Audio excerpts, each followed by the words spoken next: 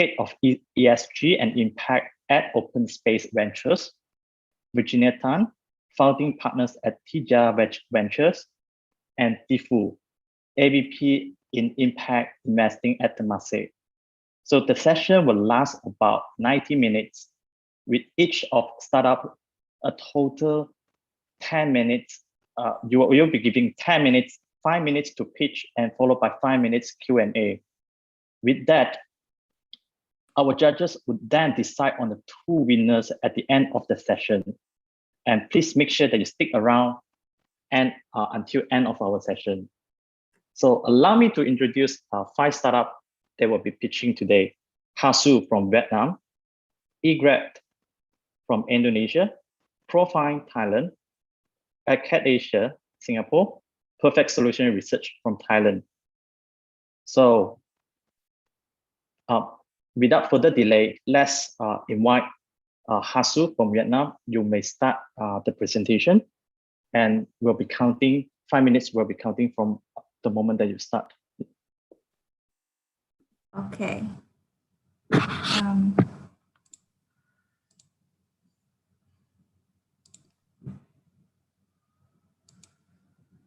Okay, so do you see the screen now? Hello? Can you hear me well? Yes, we can hear you. Yes, yes. Hi, everyone. I'm here today to tell you about Hasu. Hasu is a story of our young people wishing to provide useful service to the elderly. Have you ever wondered what the elderly are scared of? They're scared of loneliness, illness, poverty, becoming useless, being forgotten, and death. 1 billion elderly people worldwide are having such problems, and these problems has multiplied since the outbreak of COVID-19 pandemic. We can help buy them food, presents, and medicine, but it's not enough. I have traveled to and learned from over 10 countries in the world and realized that the elderly people everywhere share the same desire to be physical and mentally healthy. And this is the reason why Hasu was established. It's a comprehensive care application serving the elderly people's needs with our sole missions, improving the quality of life for the elderly. 1 billion elderly people might have those needs, and the figure will be 2 million in the next 30 years. This is a very large market, which is still open and will be a great opportunity for startups like us and investors to join. It will have a broader and more humane impact. And in Vietnam, we have 18 million elderly people, of whom 5 million will be our potential users. And it is estimated that the market value will be $300 million a year. And there are some 100,000 service and product providers related to our older clients. They are doing the business separately without market sharings and connections. So, in order to solve the problems, Hasu currently focuses on 4 groups of solutions: health advice and physical trainings, learning, entertainment, social and family network, which have increased the connections and understanding among family members and the society. All of those needs of the elderly can be met right at their home using Hasu. The application is very useful in the current context when Vietnam and other Southeast Asian countries are facing serious wave of COVID-19 pandemic. As we launch into the market, we have the first mover advantage, which leaves lots of space for us to exploit and a whole market to dominate. Hasu is designed, suitable, and friendly to older people. And Hasu is an ecosystem itself. It's not a single tool applications, but it's like a platform which can combine with other solutions to create more data of the elderly, helping us understand the user deeper. And overall, it creates an ecosystem benefiting all the stakeholders and the community.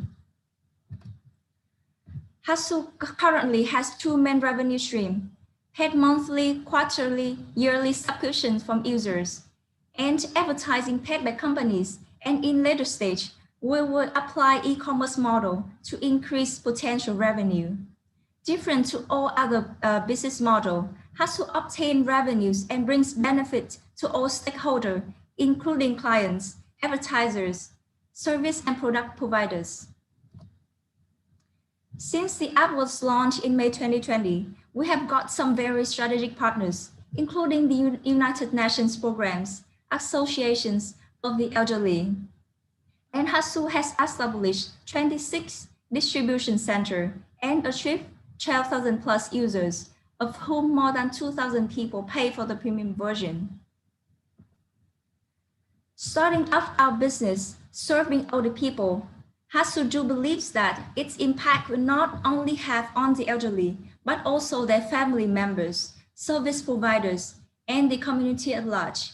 We hope that with the support and commitments from domestic and foreign investors, we will complete the international version of Hasu so that we can fulfill our missions, improving the quality of life of older people globally and support 20 million elderly people in the next 5 years.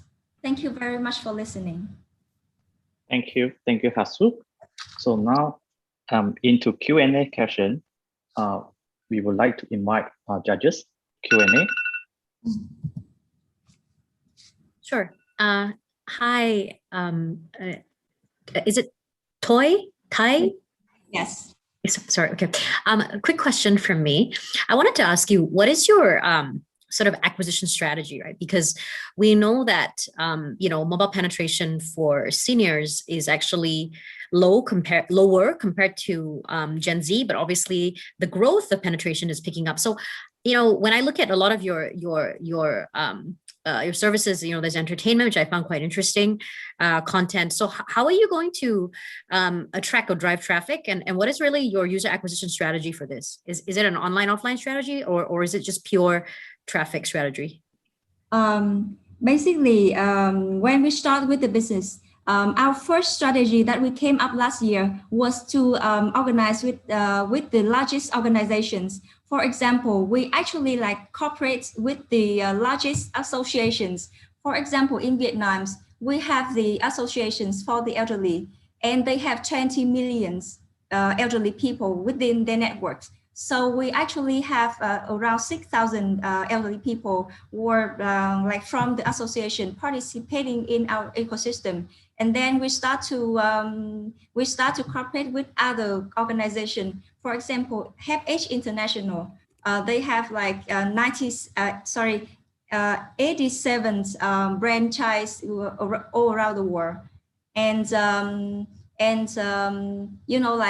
by participating with our partners, we already acquire numbers of customers.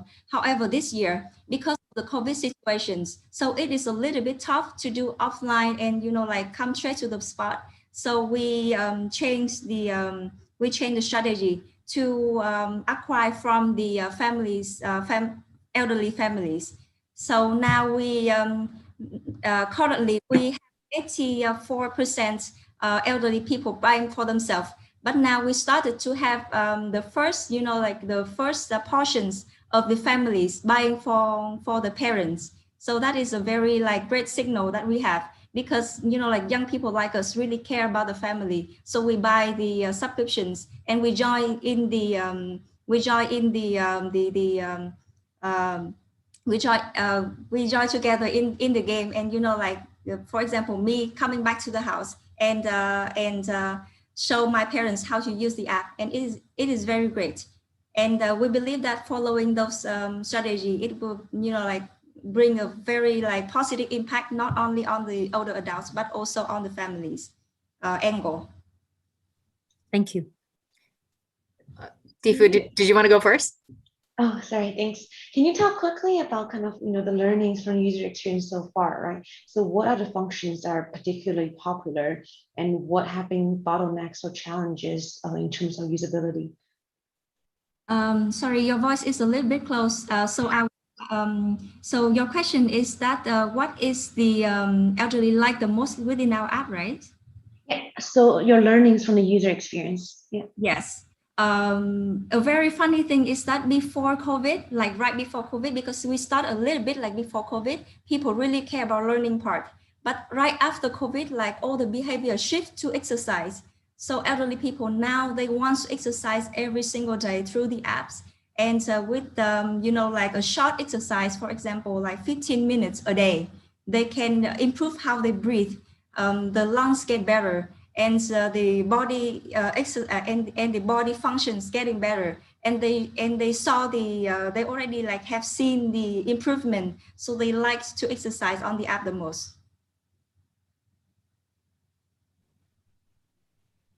Is that enough for for your questions? Yeah, no, that's helpful. We only have less than 1 minute, so just Okay.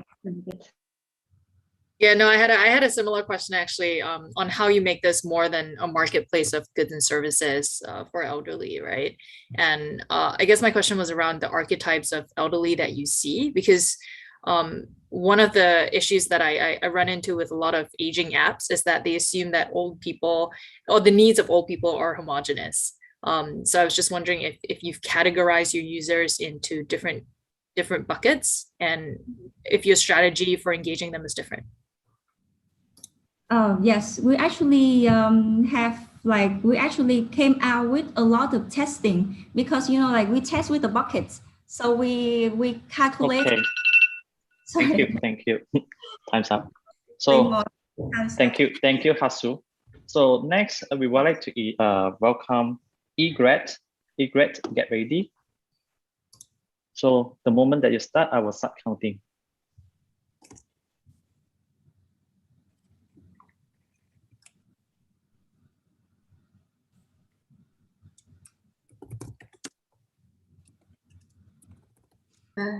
Sorry, can you see my screen now?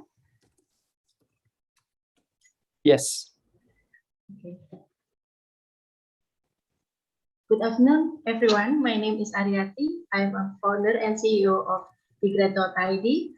Egret is developing an app that helps science, technology, engineering, and mathematics students find their dream career by providing materials to narrow their skill set gap, giving recommendation of online training, and offering job interview. Our key drivers are some existing curriculum are out of date in Indonesia, some lecturer cannot teach well, and insufficient good facilities for STEM higher education in Indonesia. First, Egret built digital learning and certification platform. Since we have already generated revenue from the online events, then next year we will launch human resources curator platform. About Egret products, on the left we have online live training and recorded online training modules, also online course program, online certification, and online assessment. On the right side, we have online recruitment and HR curation services, also online skill and competence screening. Last but not least, community-based learning and job hunting. There are around 29 million productive population in Indonesia, with 10 million from them enrolled for university. Egret start from engineering students, with total to 2.7 million students, with the value of 120 million US dollar a year, and the market still growing. Egret considered LinkedIn, Cambridge, Market, and Caliber as competitor in HR curator platform. Meanwhile, Udemy, Ruang Guru, Zenius, and Academy as competitors in online training providers. Okay, sorry.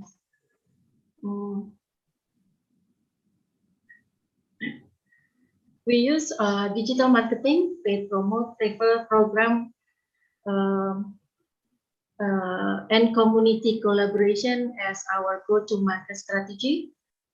And next year we will start with volunteering program and SEO. We already have revenue from online live training, recorded online training modules, and certification.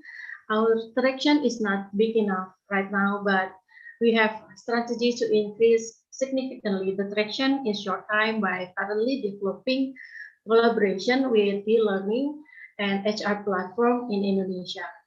eGrad's value proposition is combining all the segregated and specialized materials that already exist in the market in Indonesia, so the user experience is simple and powerful.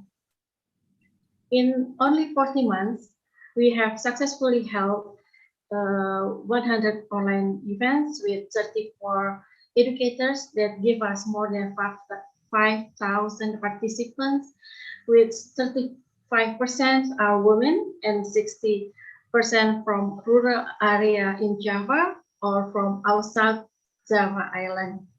We will pursue to increase gender diversity and more access opportunity from them who are less fortunate in education. eGrad team are expert with deep local knowledge of people. 3 founders have civil engineering educational background, and this will be the end of my presentation. Thank you. Thank you, eGrad. So can we have judges question? Maybe we can start from Jaclyn. Thanks. Thanks so much for the presentation. One of my questions is that a unique thing about eGrad is you have both kind of the vocational component as well as the educational component. And I was wondering how you're thinking about leveraging these to improve your product. How to leverage educational program? Yeah. I guess how you're thinking about leveraging the data that you're getting from the vocational component to improve your educational product and vice versa. First of all, we have highly qualified educators that not only have high knowledge, but also willingness to mentoring the eGrad members. So eGrad not only give knowledge and skill, but also give how to make a good mindset and attitude to become a successful professional. Thanks. Thank you. Tifu or Virginia? You have any sure. question?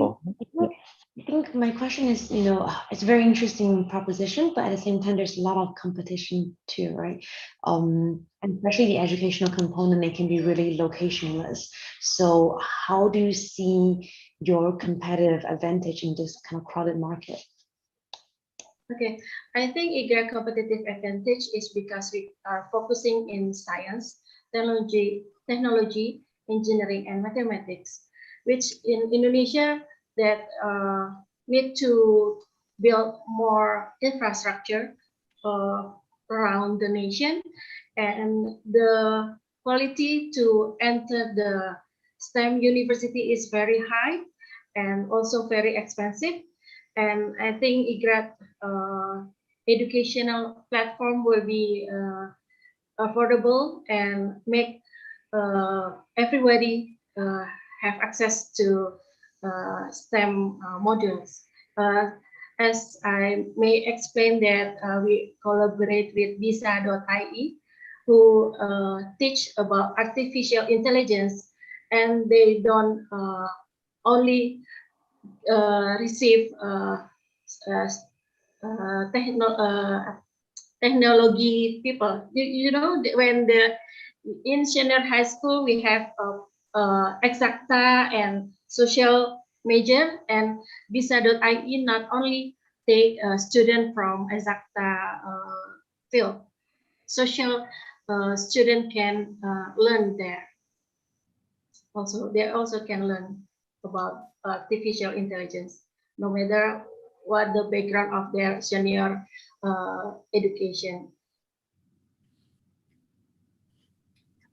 Budi, I'd like to know a bit more about your team, actually. Oh, my team. Okay. I will share the screen.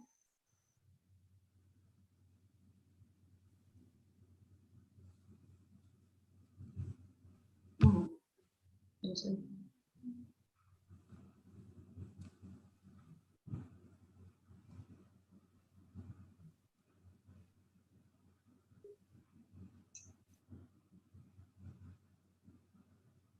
Oh, so sorry about the. It's okay. Don't worry about the screen. Don't worry about the screen. And Yes. yeah, maybe you can tell us more about the team and also how you guys work together. Okay, IGRAD have 3 founders, and we as a three C-level person, and the 3 founders have a civil engineering background education, and I also get a finance postgraduate study, and Mr. Harnedi Maizid get the PhD in Malaysia. Now he is a lecturer in Riau, Sumatera Island, Sekolah Tinggi Teknologi Pekanbaru, Riau. And Adriansyah is now as a founder and CEO Asetco, a fintech startup. Here with me also Arya Pramudia, Chief Operational Officer that have big background in design, and our CTO Reza Temahar Dika have a background in apps developer, and he also have experience as instructor in one of online academy in Indonesia, Baba Studio. What is your biggest challenge? In IGRAD? Yes. I think right now the biggest challenge is to make the HR curator platform, because we study that in engineering field, the company who hire engineer have they have in one industry such as oil and gas, they have a different required skill in each position. Thank you, Boo. Thank you, Boo. Okay, so thank you, IGRAD. Next, moving along, let's have profile.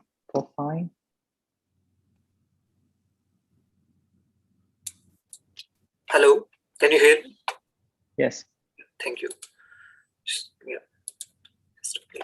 Hello all, this is Gautam, and I'm PhD student at AIT Thailand. I am currently developing a tool, an insurtech platform for farmers whose farms are affected by the flood and the drought.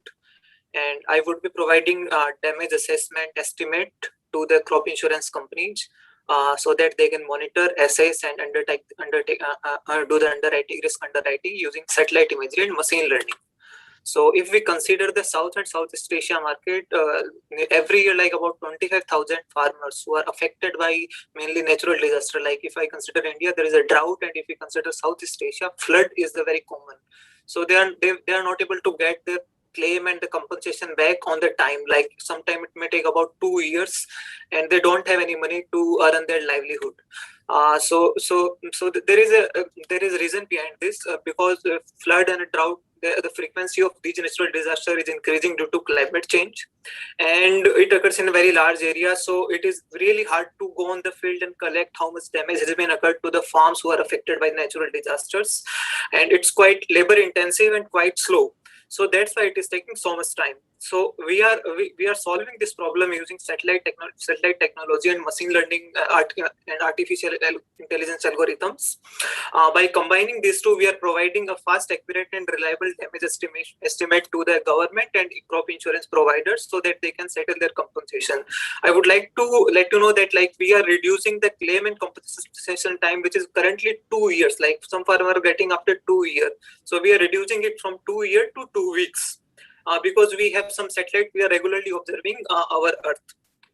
So what we are doing, like we are collecting satellite data. It can be collected for any geography and anywhere, and specifically we are using radar remote sensing data. So it can even capture it during cloudy condition also. Like Thailand, we always have the cloud. So we are using radar data which can penetrate through the cloud and can give you estimate of how much damage has been occurred, what was the health of the crop before and after disaster. So that will give you estimate. We are automatizing whole process using machine learning algorithms. And we have a mobile app which will provide you the climate and disease risk alert. And we are also using mobile app as to collect the ground data, because to run our algorithm, we need lots of ground truth data. So we are asking farmer to click the picture of the farm. That will help us to improve our analytics. So this is a tool that we have developed, and we have tested it into the number of paddy and sugarcane farms in the India, so in Thailand, in Northeast Thailand.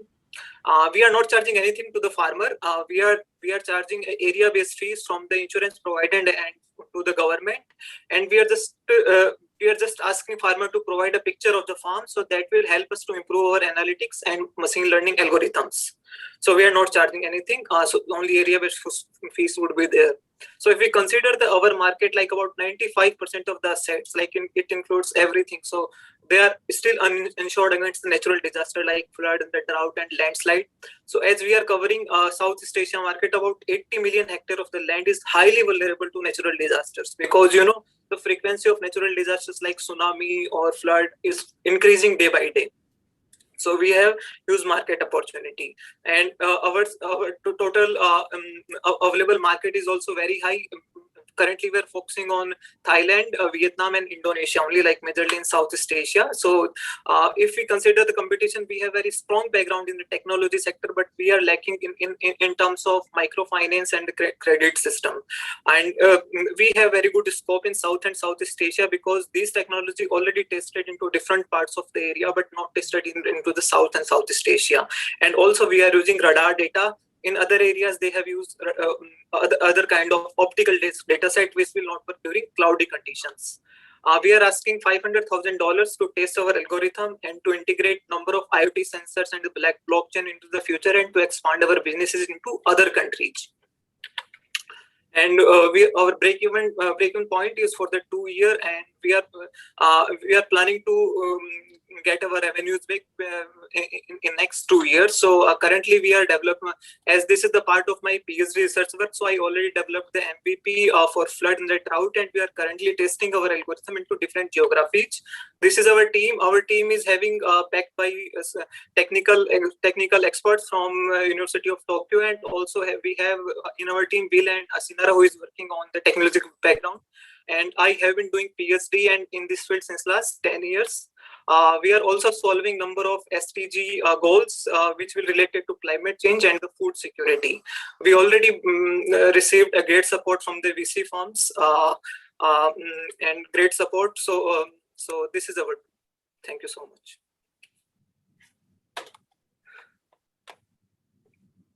Hello. Hi, yes. Hi, You didn't use up all your 5 minutes. Fast. Clearly. Yeah, thank you. It was very interesting. I'm curious, what is the offtake of crop insurance in the markets you target? Sorry, madam. Can you repeat? Sorry, what is the offtake for crop insurance in these markets? How many farmers actually take up crop insurance? So like if we consider it Thailand or like in South and Southeast Asian countries, government have the rule. Like government have so many schemes which are providing support to the farmers, and almost 80% of the smallholder farmers, like I'm considering a smallholder farmers, have the support of government in terms of crop insurance. And from that 80%, about 25% is the contract farming, like Nestle, PepsiCo. So they have their contract farms. So they are supporting them in terms of crop insurance. Interesting. So we already served the Nestle and PepsiCo.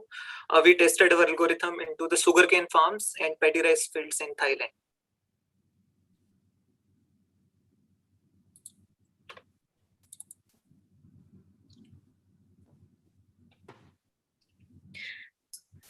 I had a question actually. In terms of the types of loss ratios or margins in this space, and question on whether the pie is large enough for insurers to want to pay for this solution, because you're not currently charging the farmers, right? Yeah, we are not charging anything to the farmer, but we are charging a very small, because crop insurance and government also paying human resources who are going onto the field and collecting the damage and loss database, which is very high. But similar service we are providing using satellite data, which is quite cheap, and all the satellite data is free of cost. We are providing analytic solution, like we have algorithm which can accurately estimate how much depth was there of the flood, how much duration was there on the flood, what was the crop health before and after flooding. So overall, we will provide a monetary index which will give you an idea about, like, you can say how much damage has been occurred. So we have a monetary based index based monetary estimation. So which would, like, there is very less human intervention, so it is a remote solution, so very less chances of malpractices also. Like in India and in the Southeast Asian countries, so many malpractices are there, like false estimate of damage has been occurred to get more claim back. So we are making it more transparent using satellite database.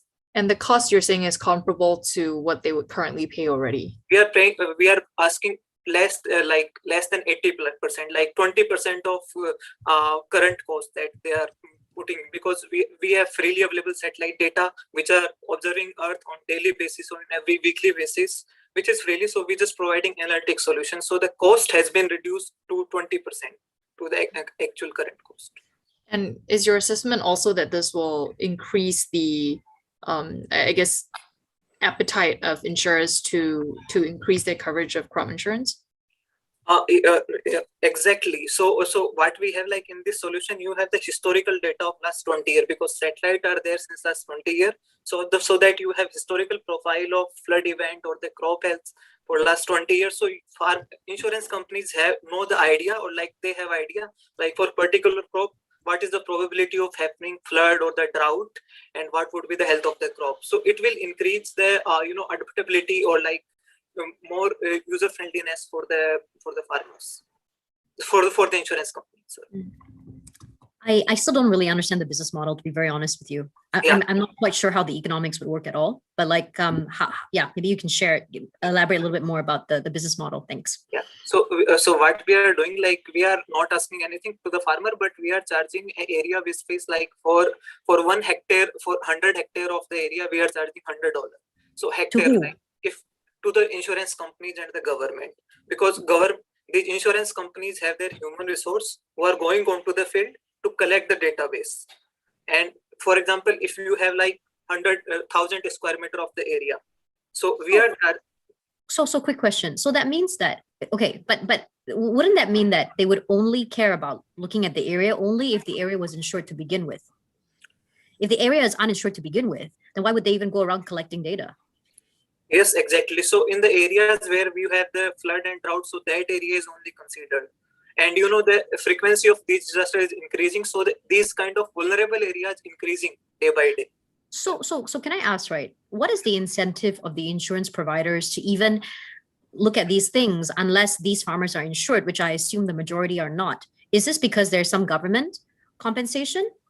Or because there's no private, I mean, unless you're telling me that these farmers are already insured in some way, what is the incentive for the insurer to actually do this? Yeah, actually the process of getting crop insurance is lengthy and very complex. So farmer don't have technical or like legal background how to get the crop insurance. So that's why there is a gap between.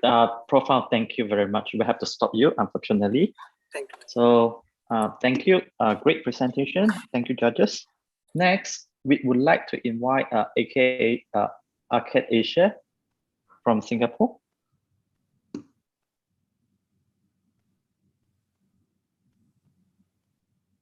Yeah. Are you able to see my screen? Yes. Yes. Great. Hi. My name is Nilesh, and I'm the co-founder and CEO of Arcade Asia, a mission-driven edtech business that aims to empower educators everywhere. There are more than 95 million teachers worldwide, and 60% of them believe that they do not have access to localized, relevant, and affordable upskilling programs needed to design courses for the 21st century learners. Moreover, an additional 69 million trained teachers are needed to achieve the UN's goal of universal education. But based on the recent trends, teacher salaries have been decreasing exponentially, and as such, the need for trained teachers is going up and not down. So we designed Freeju, the global community of educators that is trusted by more than 100,000 teachers globally. Through Freeju SkillEd, teachers can earn stackable credentials on a blockchain through professional development programs designed by global experts, which lead to better employment and income opportunities for them. Through FreeJu Design Ed, they get access to simple digital tools which enable them to create engaging blended and hybrid lessons for the 21st century learners. And using FreeJu Collab Ed, a social networking platform, they can learn from each other, share ideas and lesson plans, collaborate on research projects, etc. The teachers love us because we are an extremely secure, teacher-friendly platform with offerings in English, Bahasa Indonesia, Hindi, Vietnamese, and other Asian languages. We have localized payment options which allow teachers to make payments by cash, even if they don't have credit cards, and we can collaborate with anyone wishing to access our extremely vibrant global community. There are more than 95 million public school teachers globally, with 54% of them in Asia. Our target is to acquire 5 million teachers in the next 5 to 6 years. And over the last 1 year, we have acquired more than 100,000 users from 36 countries, and our current freemium to premium conversion rate stands at a very healthy 16%. With more than 10,000 positive video testimonials, our impact is clearly demonstrated. Our current customers include government departments, private and public schools, financial institutions, and we have 2 large signed contracts, which will help us generate a substantial income. Our business model includes B2G, B2B, and B2C markets and is proving to be extremely sustainable and scalable because we monetize in a wide variety of ways, always making sure that teachers find it affordable and beneficial. Since one of the big problems faced by teachers is declining income, our technology roadmap includes 2 specific features which will further empower educators everywhere by giving them an opportunity to earn through FreeJu as well. This includes a marketplace where teachers will be able to buy and sell teaching resources, and offering teaching as a service where teachers can teach anyone from anywhere and earn an additional income for themselves. Our funnel is straightforward.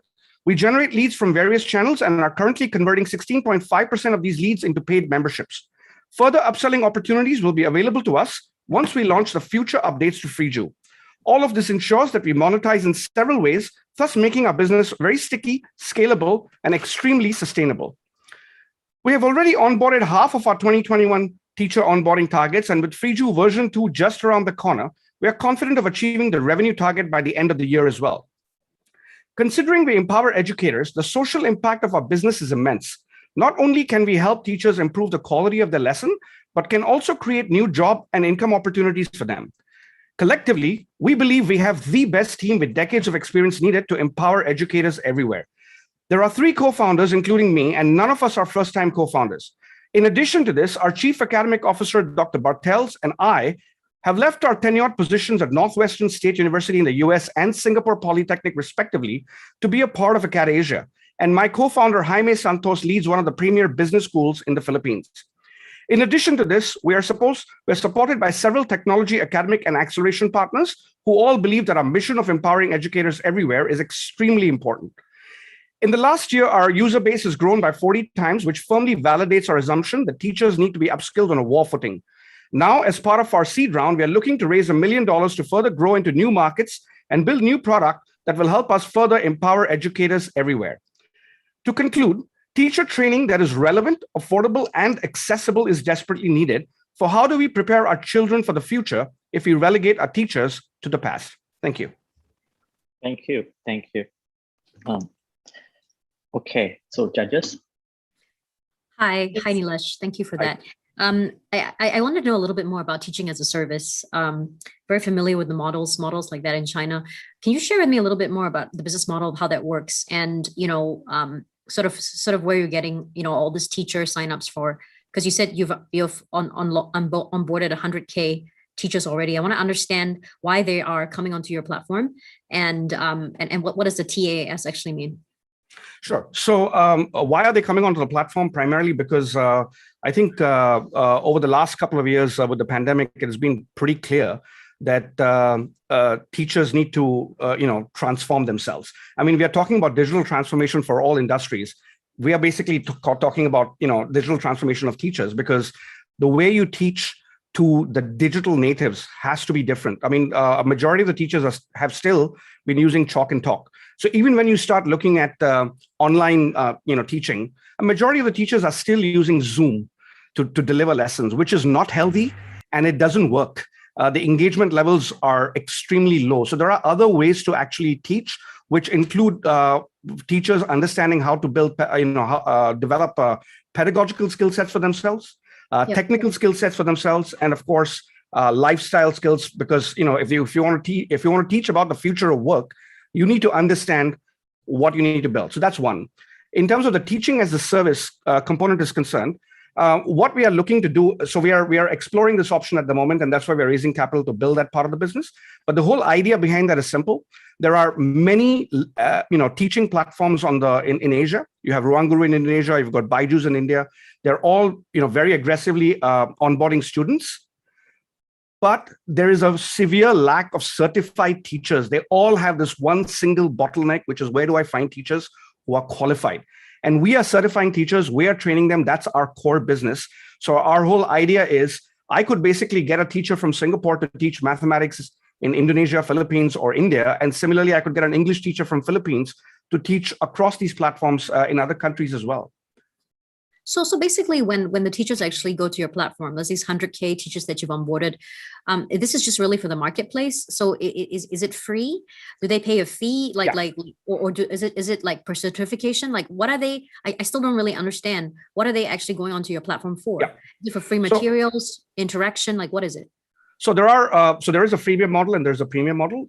So majority of the teachers sign up for the freemium model, and as part of that, they get about 10 or 20 courses free. But a lot of them convert to premium. So like I said, our current conversion rate is about 16%. So they come on board primarily because there is a lot of other material that is available in the premium on the premium marketplace, which they want to access and get certified. Because with that certification, in Philippines, for example, if you don't have a certain number of CPD units, we call it competency professional development units. If you don't have certain CPD units accumulated every year, you can't even renew your teaching license. So they have to do it. It's a necessary requirement. Now, if you were to do this face to face, it's very expensive.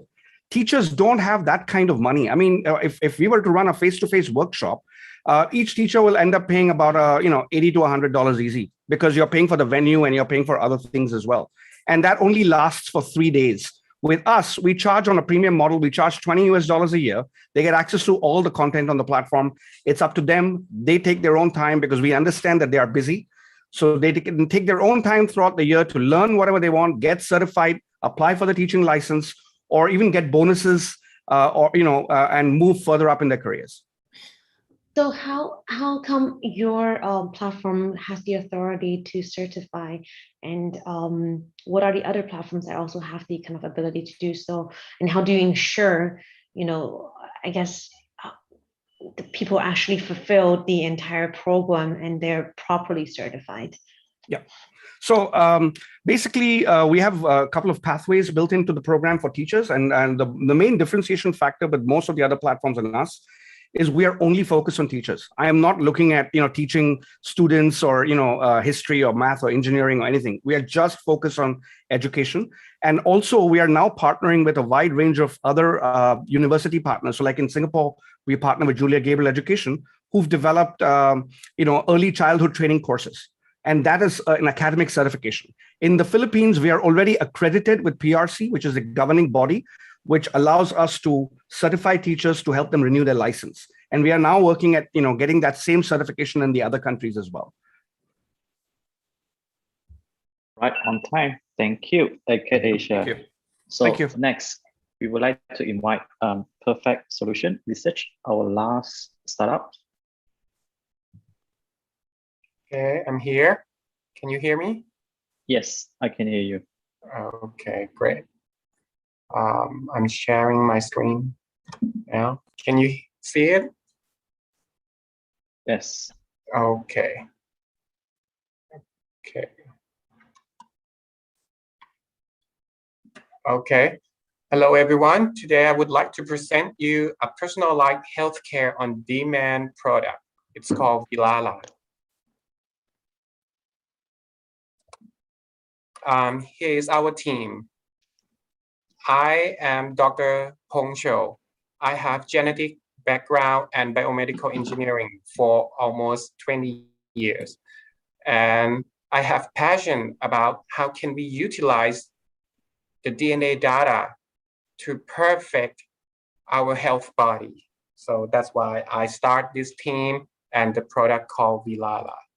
So Vilala is the first personalized healthcare service that located in Thailand. The problem that we originally found in the past is every time when we have some kind of unknown symptom, we usually go to visit a doctor. And most of the time, the doctor usually asks to run some tests. And it's very expensive in Thailand. And sometimes it's still not clear about the cause of those illness. That's why we try to look for more solution. So we try to pinpoint down into the DNA sequence. How can we get the answer from that? So we introduce the service that we already know that we use the human genome sequencing technique. But the advantage of our service is we can reduce the price that everyone can afford. The lowest cost that we can do is just only $1 per disease.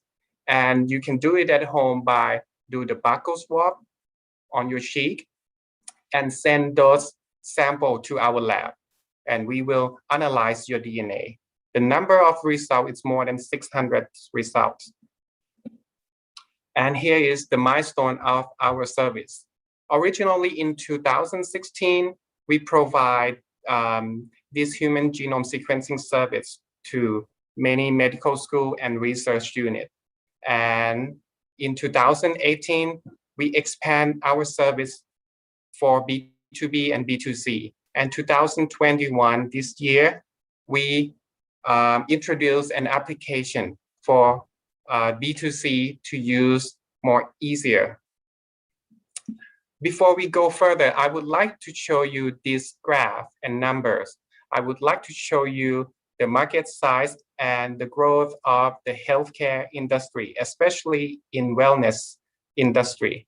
It's usually growth every year around 6%. And the business model that we are currently doing is we collaborate with hospital chains and fitness center and also convenience store. So we serve as a linkage between the data of the genomes from the customer and try to help them get the right service for each customer. For example, you can get the customized working plan for you to exercise. And also whenever you go to visit the hospital or visit the doctor, you can get a personalized treatment. And when you go outside, you would like to get a snack or some food, this data will also link to the convenience store. So you can easily get the food that right to your DNA. In the next couple of years, we expect that our business will grow double. Now, I would like to show you more details about what our applications works. So basically, when you get the DNA result, you will either receive the food that we customize for you, or you can go out and order from the partner restaurant. So basically, at the first step, I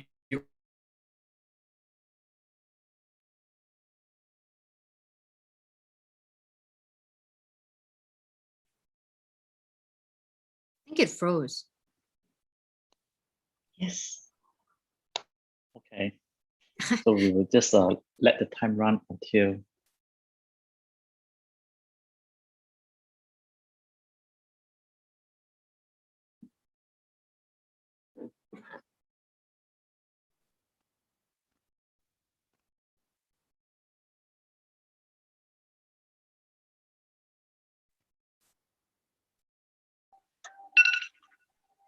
Hi, Kumpong, Bilala is still on the line.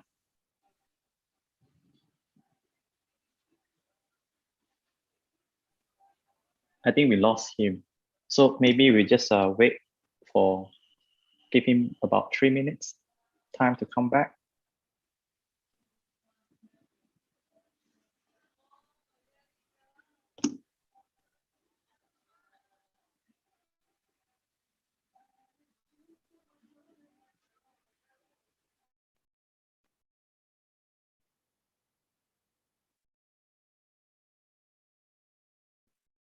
Okay. Do I still have a little bit of time? Hi, Vilala. Welcome back. Okay. Sorry, the internet was down. All right, you still have Okay. 450. I mean, Okay. judges will ask you now is into Q&A question. Okay. Let's start Q&A. Yes, please, judges. Yeah. Hi, so I had a quick question actually on what your current traction is or revenue. Are you currently operating already?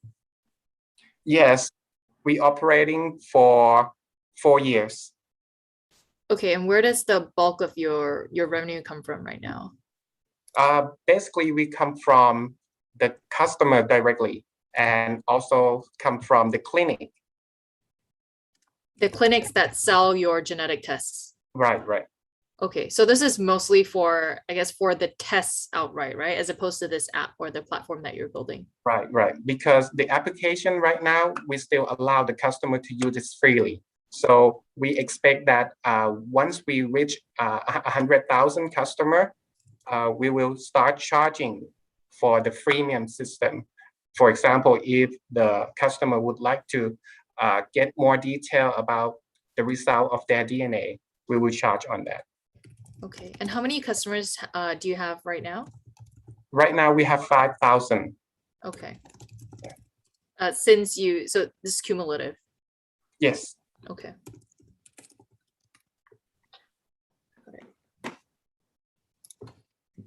And basically, just to, I saw that you have a lot of channel partners, right? So your main revenue streams, obviously the test is the entry point, but the main revenue streams are still like you said the food plans, but other than that?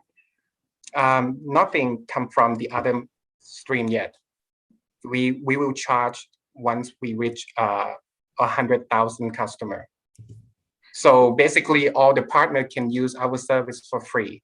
They can get more customer as a personalized service. Okay, but then what I'm saying is that when you provide the food, for example, you charge for that, right?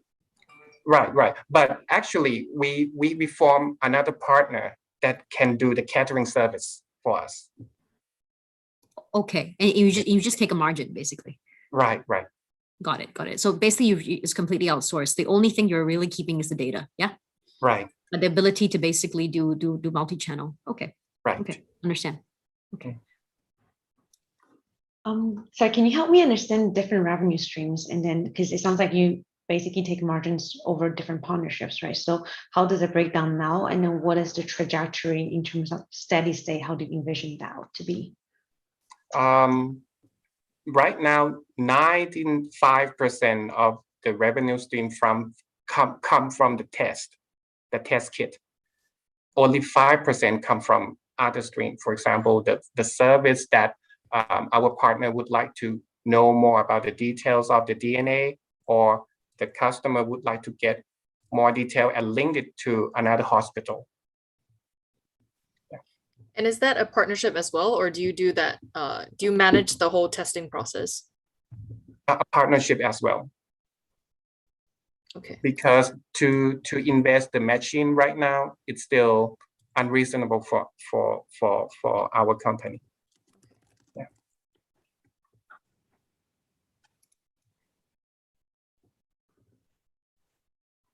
Any other questions? In terms of the trajectory, right? So, because you're thinking maybe charging the customers later on. So how would this composition of your revenue tend to over long term? Okay, so in the future, actually, the next plan that we would like to do is we try to create the largest customer in our system. So we are talking with the government. Can we do this test for free for the newborn baby next year for every newborn? Because the government also can use this data to plan the healthcare system in the country as well. So we will sell this service to the government. So once we have enough customer, we will start charging all those other revenue stream. Yes. Okay, I think we have no more time yet. All right. Thank you. Thank you. Yeah, thank you. Thank you, Vilala. So, well, that's all. We conclude all the pitching. We have thanks for all the startups and judges. So now we are going into the judging process. Our team will move the judges to a breakout room. And so thank you. First of all, I have to thank all the startups and our judges for your time. So the next 15 minutes, the judges will decide and in judging, giving out the scores to the startups and select the 2 winners who will be moving to the EWC regional finals. So while waiting, so please come back after 15 minutes. Use this time to stretch your leg, get some water, go to the bathroom, and we will be back in 15 minutes. Team, move the judges to the breakout room. Thank you. Thank you.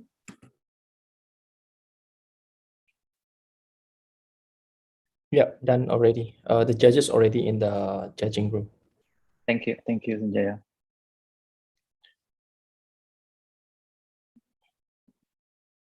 So will you be playing the video?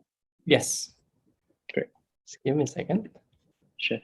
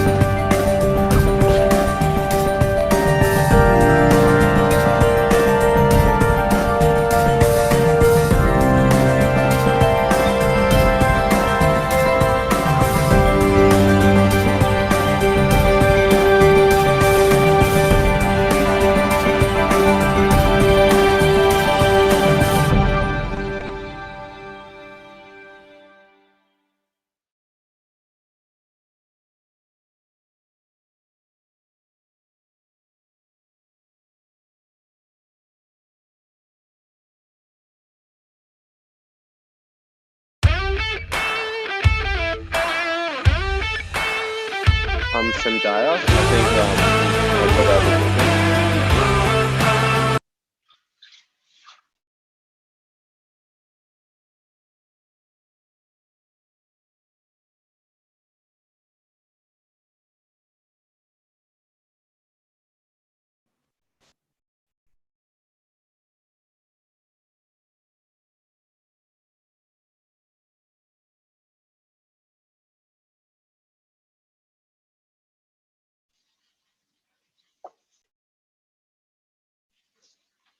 Adam? Right. Yes, I'm here.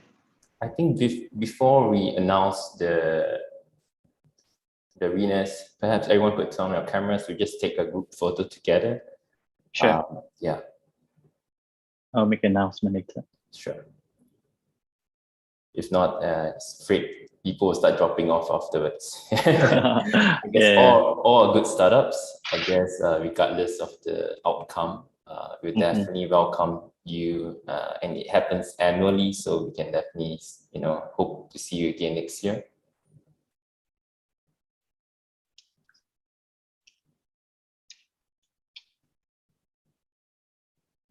Could I invite the rest to turn on the cameras? We just take a group photo together before we proceed with the award ceremony.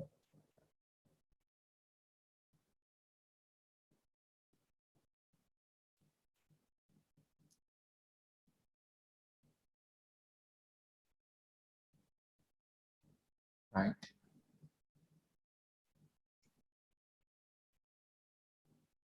Okay, I think Virginia is.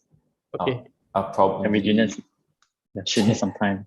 Yeah, Virginia. If everyone ready, okay, so I will count 1, 1 to 3. Yeah, 1, 2, 3. Okay, done. Thank you. How convenient. All right, over to you, Adam. All right, we still have 3 minutes. We're waiting for the judges to come back.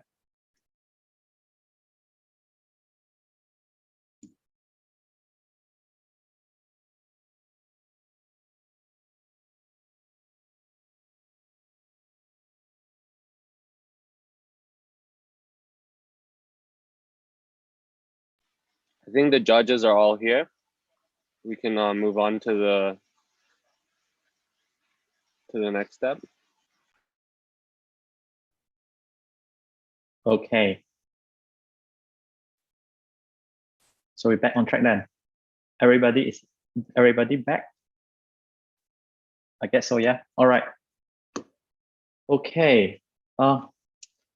So finally we have reached the conclusion, and the judges has already selected 2 startups, and all startups you're doing great today. And thanks, congratulations to all your great presentation today.